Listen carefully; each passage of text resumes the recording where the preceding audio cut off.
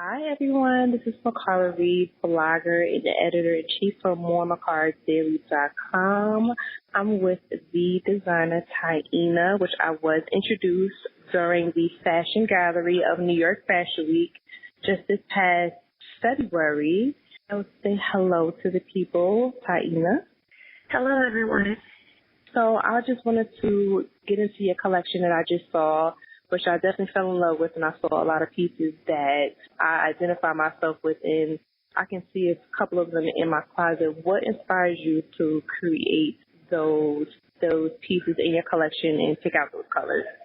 I know it's so odd for me to say this, but it's me being just completely honest and transparent. But I actually had a dream about the red and white ovals, and I got up and I sketched it out. And then when I was asked to participate in the New York Fashion Week, I decided to go with that particular look, and I built the whole collection around those particular pieces. Okay. I really like the jumpsuit with the white and pink.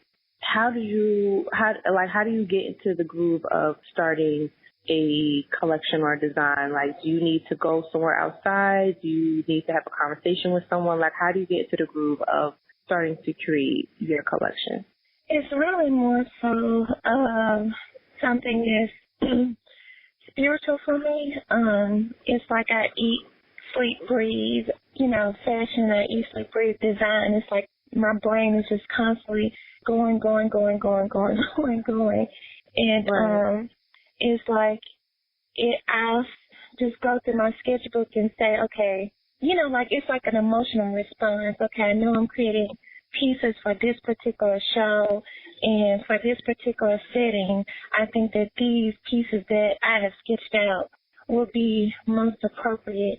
And so I really was now, let me say that I was really scared to do the ovals, because it's like, okay, when you see it, like you have a vision. You don't know how it's going to look. You don't know if it's going to turn out the way in which you envision it. And so it's like you're really like stepping out on faith, like, okay, am I going to be able to make this look the exact way that it looked in my head? And then I always get like so scared, like halfway through, because when I got the print on the computer, and then I sent it to the company that made the fabric. Okay. And he and I kept going back and forth like, these ovals are too big, it's not coming out right. And so that was a really big headache, trying to get the size right. And then once I got the fabric, I did the patterning and I cut everything. And then when I started assembling the pieces, it started looking like pajamas to me. Like it was not looking anywhere the way that I envisioned it. But it's like I just have to give myself a pep talk. Okay, you know what? Just commit to the vision. It's my vision that was given to me. Let me just commit to the vision. It's kind of like a construction project or, a rehab project. Everything is a mess, and then you just keep working on it, and then in the end, you see the finished project all just come together. Right. So did you actually think that you would be in New York Fashion Week? No, so I soon did not. in like your career? No, because I see that I see that you just started your collection, your brand. I'm sorry, in 2016. Yeah. And you are already in New York Fashion Week. Like, were you expecting it? And when you got the call, like, what were like your feelings? I didn't think it was real. I didn't think it was real at all, because I kept ignoring the guy, like, because you know how people reach out to you on the internet, and you're like, well, who is this person? Like, what is this? And I didn't think that it was real, but he was persistent, and so he sent the information. I looked at all of it, and I was like, well, okay, it's legit. He showed me the lineup and everything. And so I agreed to do it. Even when I agreed, I didn't know what I was going to make, but I was just like, okay, this is not what I was expecting, but let me just go ahead and roll with it, because it was a good opportunity. All right. Did you get a lot of feedback afterwards as far as your collection? I did get a lot of feedback. A lot of people were surprised at the show based on my previous work, you know, but I just really not stepped out of myself. I would say stepped into like who I really am as a designer, you know, because it's like when you create pieces, you're really just taking a risk on yourself, you know. Right. So I did get positive feedback from the show, you know. That's really good. Yeah, I definitely enjoyed it, and that's how I was introduced. So I kind of did my research, and I saw that you also participated in Memphis Fashion Week. Did you see a significant amount of difference with the audience in Memphis versus New York? Of course, because New York is a broader audience, but... Right. It's like with the New York show, it's more geared towards business, you know, and more geared towards more so people who are in the fashion industry, you know, like people like yourself, bloggers or stylists, you know, et cetera, people who are actually within the field of fashion in various aspects. But like when you do Memphis Fashion Week, it's more so like people who just have a love for fashion and come to the shows because that's something that they're interested in and it's something that they can do, you know, and it allows you to do more of a direct-to-consumer type of model for your business. Right. But the New York shows is more so industry. It's more geared towards the industry. Correct. So which market would you, going forward, which market would you say you see yourself more so going into, or would you stay with both? I probably would stay with both because, you know, Memphis is my hometown, and that's how I got my start. And if I had not participated in the Memphis shows, I probably would not have had the confidence to even do the New York shows, you know. So not to minimize the platform that's here in Memphis because it's grown a lot.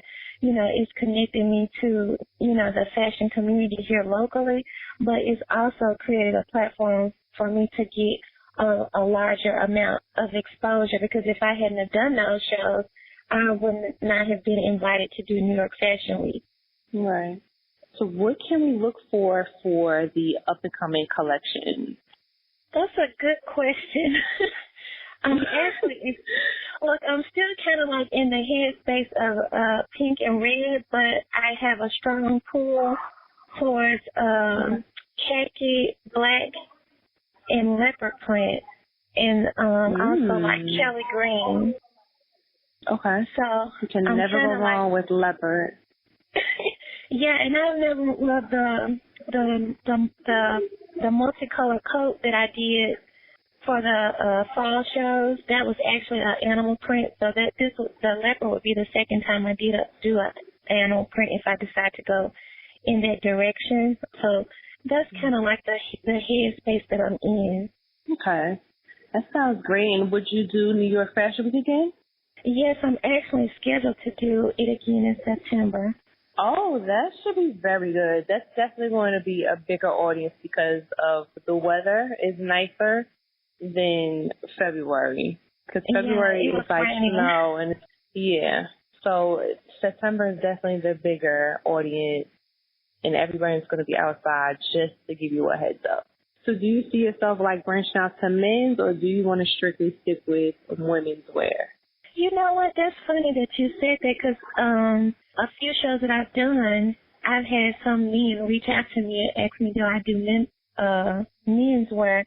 And I don't have like, you know how something, I guess the way that I see fashion in myself is kind of like an innate thing. It's just like my mind, it's not like geared towards men's wear, even though I do really like the tailoring of men's wear. But I probably, at this point, I don't foresee me going in that direction, but I'm more so just centered with women's. Yeah, because men's fashion is like booming, and so men are like starting to dive more and more into fashion wear. So some designers go that route, some just stay in the women's wear. I thought I should ask because, you know, men's is definitely starting to get more into fashion and care about their image a lot more. Yeah. Now, there are some brands that I have, you know, looked at just to learn, you know, the industry. I don't know how to pronounce their name, but Musica Frere, the two guys who has the suit. The Machino? No, not him. And Off-White?